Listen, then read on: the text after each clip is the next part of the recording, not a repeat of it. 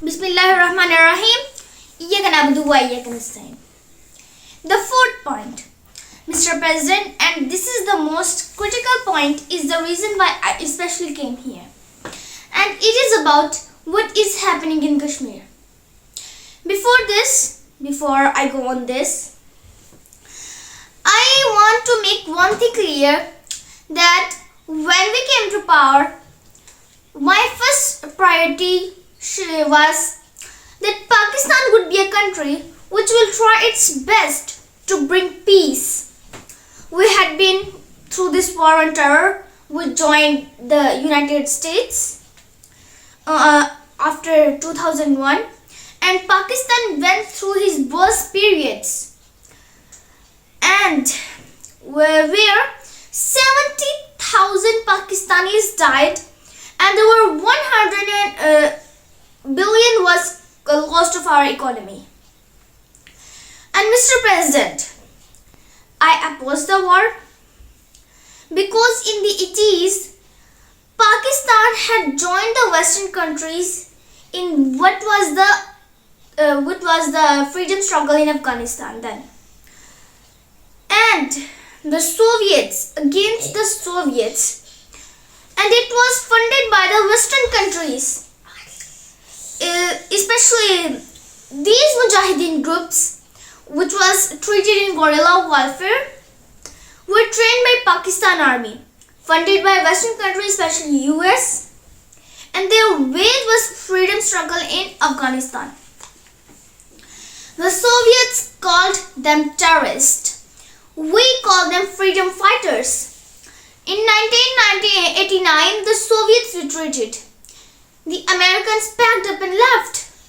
Pakistan was left with his groups.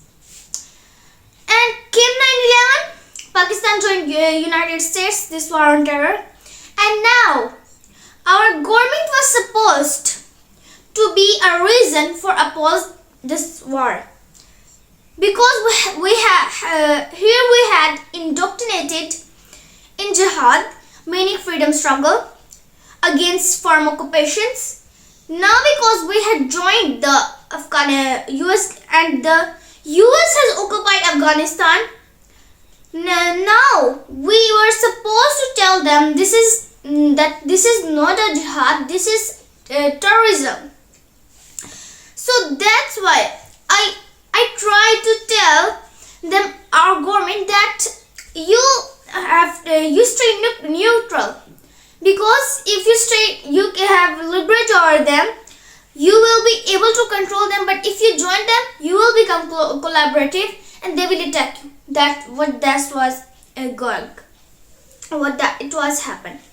They turned against us. We went through a nightmare. 70,000 Pakistani died in a war. No Pakistani was involved in 9/11. Al-Qaeda was in Afghanistan. Taliban were in Afghanistan. What we have to do with it? 70,000 Pakistanis. So when we came to power, we decided we dismantle everything what was left of these groups. And this decision was not only taken by us, by all the political parties in Pakistan.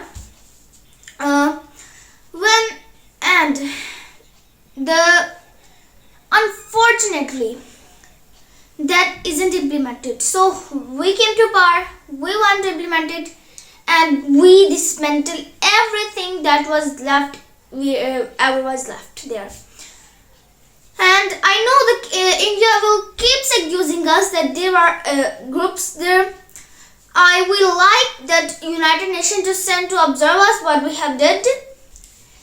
No Pakistani government dared to do it, but because it will create a strife. But we decided to do it. That there would no militant organization in Pakistan. So I need to give you this background and what I am going to say next. And secondly, we started building fences. I invited the Afghan president. We developed a relationship with Afghanistan. We have problem with Iran. We abandoned fences there. And now, India.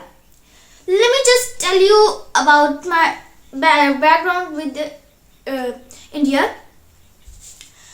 Because of cricket, and cricket is being this is a passion in the subcontinent. I great following in India. I have friends in India, and I love going in India. So immediately when we came to Par,